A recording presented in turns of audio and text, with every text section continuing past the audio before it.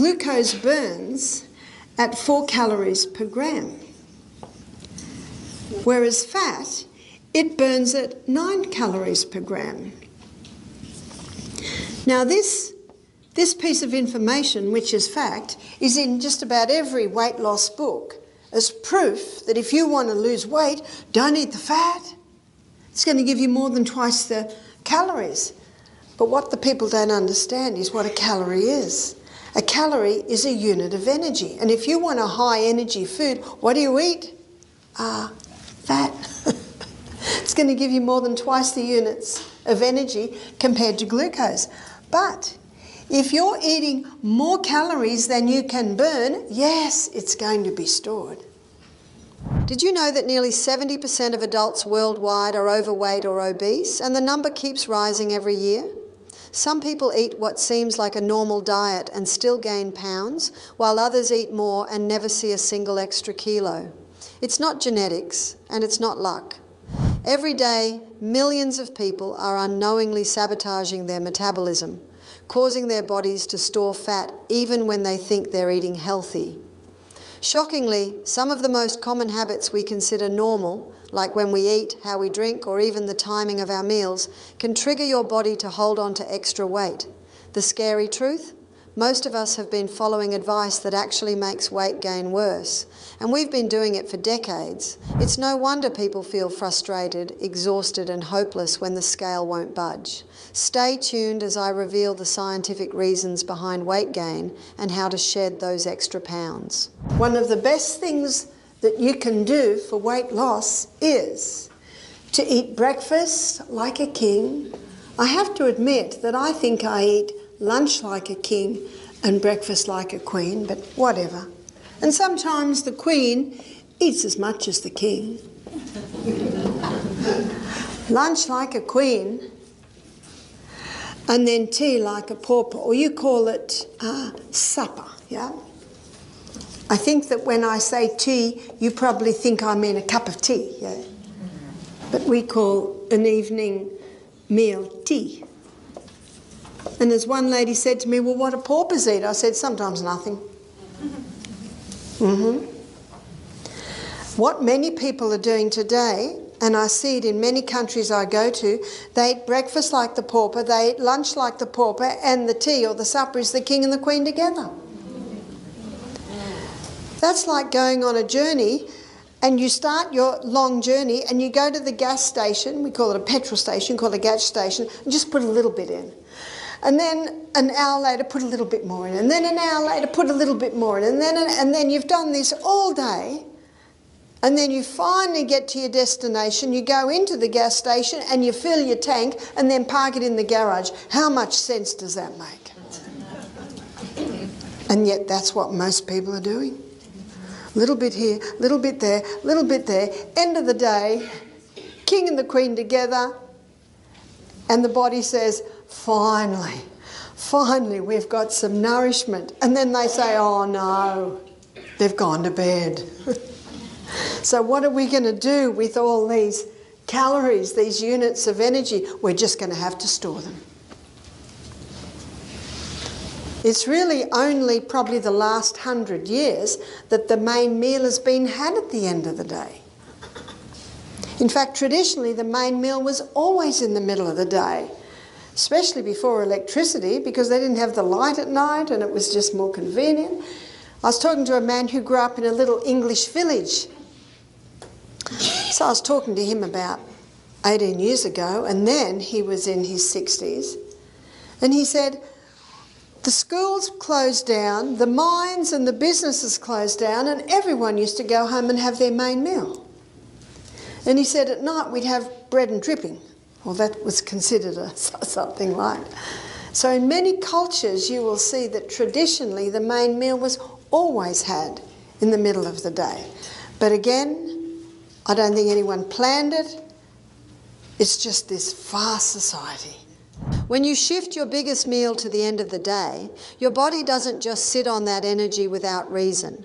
There's real science showing that eating more later can make weight control harder. A large study that looked at meal timing and body weight found that people whose largest meal was dinner had a higher average BMI and a greater likelihood of obesity than those who ate their biggest meal earlier, especially at lunch. Eating more than 3 times a day and having lunch as the biggest meal were linked with a 32% lower chance of being obese. Your metabolism doesn't reset like a machine at midnight instead of noon. The genes that regulate how you process food follow a daily rhythm tied to daylight and rest cycles. When most calories and carbohydrates are consumed in the morning, the body's metabolic network synchronizes better with its internal clock, improving how it handles sugar and energy turnover throughout the day. That matters because insulin sensitivity, the body's ability to use blood sugar for energy instead of storing it, tends to be higher earlier in the day. One clinical experiment in teens showed that eating breakfast reduced the blood sugar spike after lunch compared to skipping the first meal. This effect of breakfast helping control blood sugar after later meals is called the second meal effect. Large population data add another layer. People who regularly eat breakfast more than 3 times a week have lower risks of type 2 diabetes, obesity, heart disease, high blood pressure and stroke compared with those who eat it less often. There's also evidence suggesting that when you finish eating early in the evening, you may reduce hunger and cravings later at night. Studies have seen that people who eat later in the day feel hungrier overall and have lower levels of leptin, a hormone that signals fullness. And it's not only about weight.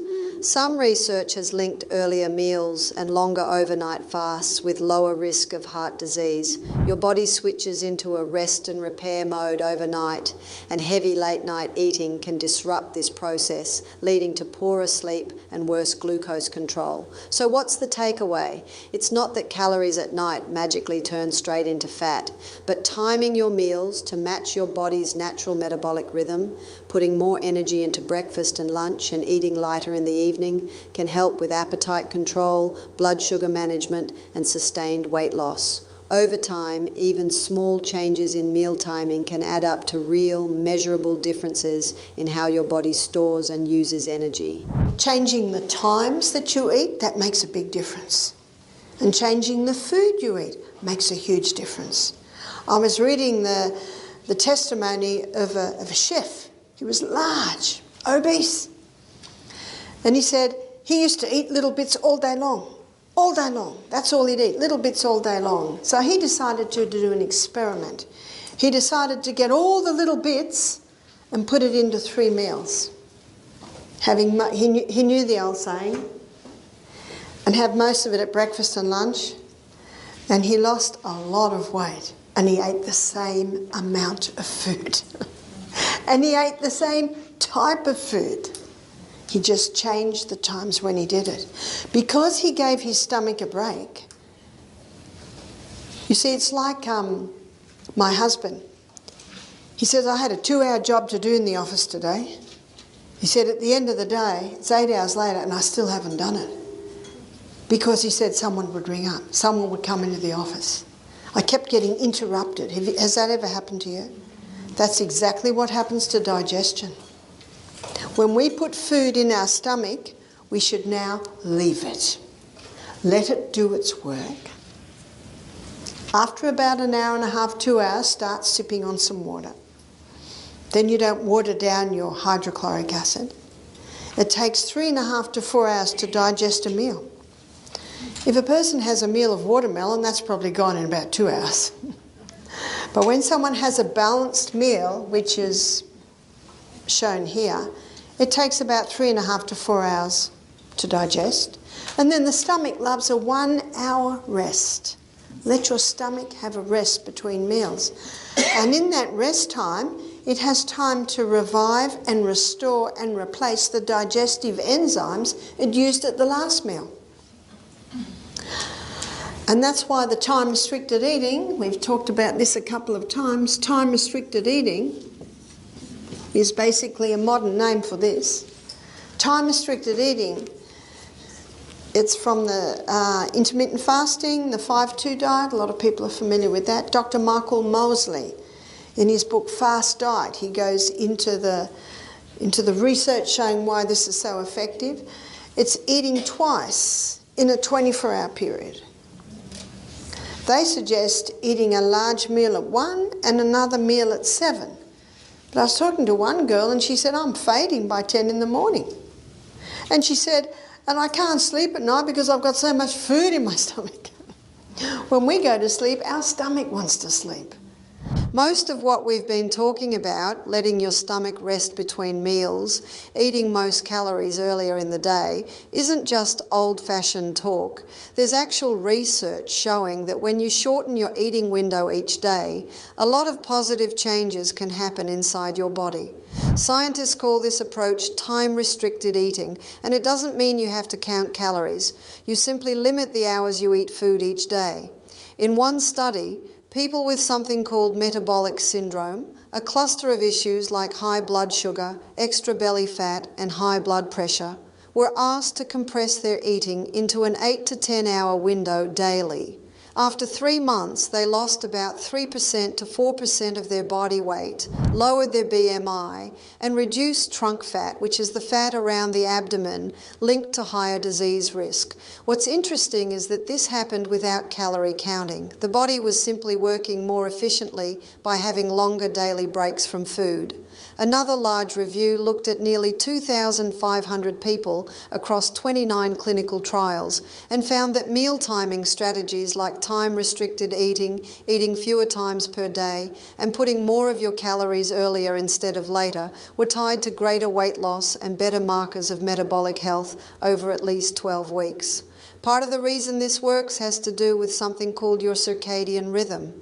That's your internal clock that runs on a roughly 24-hour cycle. And it not only tells you when to sleep and wake up, it also affects how your metabolism functions throughout the day. Eating in sync with this rhythm, eating when your body is more active and digesting well, seems to help digestion and energy use.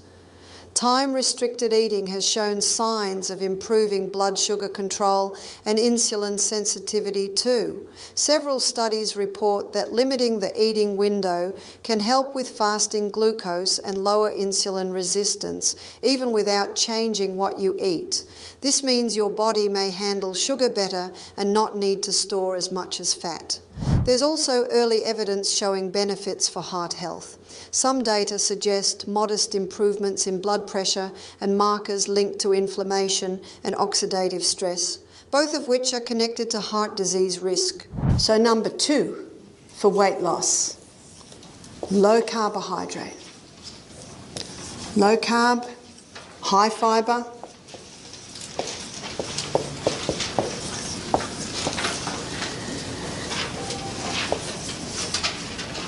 Generous protein and healthy fats.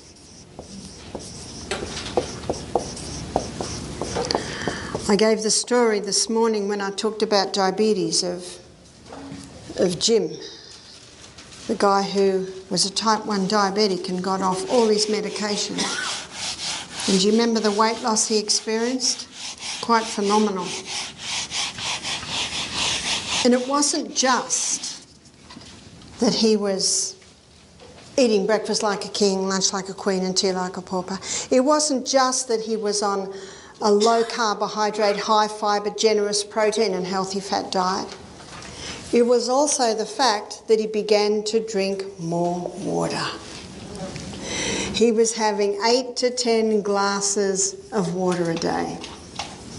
And when you start drinking more water, it's also time to start having some whole salt. But it's the 4th point that I think made a dramatic effect. It all has an effect. And that was the high intensity interval training. What I'm going to do now is I'm going to take you inside the cell and show you why the high intensity interval training is so effective. So this is intervals of high intensity, intervals of recovery, and it's done for a cycle. And Doug McGuff, the heart doctor, he suggests 30 seconds high intensity, 90 seconds recovery for a cycle of 6. There's 15 minutes a day. Sorry, but no excuse. If you haven't got 15 minutes, start to write down how long you're on the computer, how long are you on the phone, how long are you on your iPad. Now that we've talked about how changing when you eat and structuring your meals matters, let's dig deeper into how the choices you make around diet and exercise can actually change your body's chemistry and help you lose weight in a sustainable way. We already discussed that eating more water and adjusting your meal timing can help regulate digestion, but the type of calories you eat matters too. Clinical research comparing different diet patterns shows that low carbohydrate diets often lead to greater weight loss and improvements in metabolic health than standard low fat or calorie restricted diets. In one multi-center randomized trial, people following a low-carb diet lost more weight and reduced their waist size more effectively than those on a calorie-restricted diet, even when overall calories stayed the same. In that study, cutting carbohydrates to about 26% of total energy intake led to bigger changes in body fat and waist circumference compared with calorie restriction alone. What this suggests is that when you reduce carbohydrates, your body shifts toward burning stored fat for fuel rather than primarily running on glucose. This shift doesn't just affect the number on the scale, it also affects how your metabolism works at rest and after meals. In fact, diets low in carbs can increase energy expenditure a bit, helping your body burn slightly more calories throughout the day. Now let's bring this back to exercise. You already heard about high-intensity interval training, HIIT, being part of that fourth key point for transformation. What exactly does HIIT do inside the body, and why do scientists talk about it so much? HIIT involves short bursts of high effort followed by recovery periods. Research shows that this type of training improves aerobic capacity, how your muscles use oxygen, body composition, and markers linked to metabolic health. A review of multiple studies found that even with a relatively short weekly time commitment, HIIT can reduce body fat and waist circumference, particularly in people who are overweight or obese. It can also improve fasting glucose and insulin sensitivity, which helps the body regulate blood sugar more effectively. One important point to make here is that HIIT doesn't need to be hours at the gym to work. Many protocols involve something like 30 seconds of intense exercise followed by 90 seconds of rest, repeated for a total session of maybe 15 minutes. That's it. But that quick, hard push triggers metabolic changes that continue after the workout ends. Researchers call this the afterburn effect, scientifically known as excess post-exercise oxygen consumption, EPOC. It means you keep burning extra calories for hours after the session ends. That effect alone can make a difference when you're trying to reduce fat stores. A review of 13 studies involving over 400 adults showed that both high-intensity interval training and traditional steady-state exercise lowered body fat and waist size, even though the HIIT sessions took less time. Here's another important thing.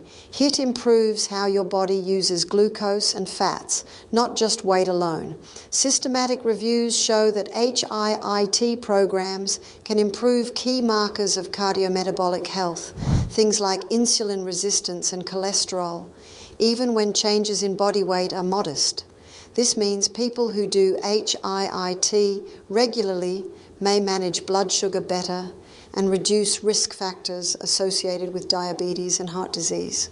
Let's connect the dots. You remember Jim, the guy who did this change and got off his medication? Combining improved nutrition, like cutting down carbs and eating protein and healthy fats, proper hydration and structured exercise like HIIT helped push his metabolism into a more efficient mode. Drinking more water itself supports metabolic functions at the cellular level, helping your digestive system work more smoothly and aiding fat loss as part of an overall healthy pattern. Even hydration alone has been linked to small increases in calorie burn because water is essential for all of your cells to function properly. Another benefit of combining diet and HIIT is that exercise helps protect muscle mass while you're losing fat. That's important because muscle burns more calories at rest than fat does. Some research shows that aerobic workouts combined with HIIT can help maintain lean tissue better than dieting alone, which keeps your resting metabolic rate higher. What all this boils down to is that weight loss isn't just about eating less. It's about eating right, timing those meals so your body can use the energy efficiently, drinking enough water so your cells can run at full capacity, and pairing that with the kind of exercise that boosts metabolism and muscle strength, even if you only spend a short amount of time doing it. You've already taken the first step by shifting when you eat. Adding smart nutrition, hydration, and HIIT brings you closer to a pattern that matches how your body naturally wants to work. Over weeks and months, these small but consistent changes add up to real measurable improvements in how you feel, how your body uses energy, and how you look. If you found this helpful, make sure to hit that like button and subscribe so you don't miss any of our tips. Drop a comment below and let me know which change you're going to try first: meal timing, HIIT, or hydration. And don't forget to share this video with someone who could use a little boost in their health journey.